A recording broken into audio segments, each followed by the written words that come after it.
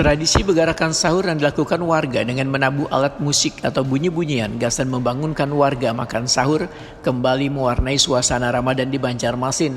Tradisi yang biasanya dilakukan oleh kalangan pemuda ini dinilai sebagai bagian dari budaya warga yang perlu dijaga dan dilestarikan.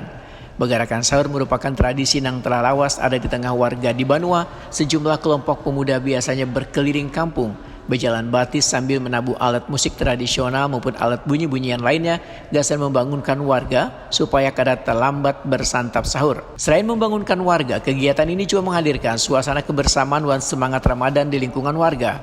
Tradisi tersebut mendapat apresiasi Matan Dewan Perwakilan Rakyat Daerah Banjarmasin. Ketua Komisi 1 DPRD Banjarmasin Aliansa Wetakuni Baisukan Senin 22 Februari 2026 memadahkan Dewan Kota sangat mengapresiasi generasi muda yang masih menjaga tradisi begarakan sahur. Ini merupakan bagian matan budaya warga yang harus tetap dilestarikan. Meski demikian, Aliansa mengingatkan agar kegiatan begarakan sahur tetap memperhatikan waktu pelaksanaan serta kenyamanan warga. Irama musik maupun bunyi-bunyian yang digunakan juga diharapkan kada berlebihan supaya kada menimbulkan gangguan gasan warga yang sedang beristirahat. Aliansa berharap tradisi begarakan sahur dapat menjadi sarana mempererat silaturahmi antar warga. Sebenarnya tidak masalah, cuma kita lihat atur jamnya kan. Nah misalnya begarakan dari jam 2:30 sampai jam sekian, ya, diatur. Maksudnya kalau memang memakai musik diatur musiknya jangan sampai terlalu bunyinya terlalu besar lah.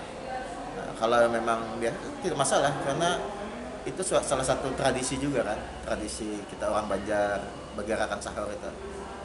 Yang pentingnya jangan sampai dari begarakan sahur itu menjadi semacam karena bertemu dengan anak-anak yang lain bisa jadi perkelahian. Jadi mereka benar-benar kompak malah. Ya. Dan kalau bisa diatur supaya bervariasi, misalnya baca salawat, begarakan sahur itu kan.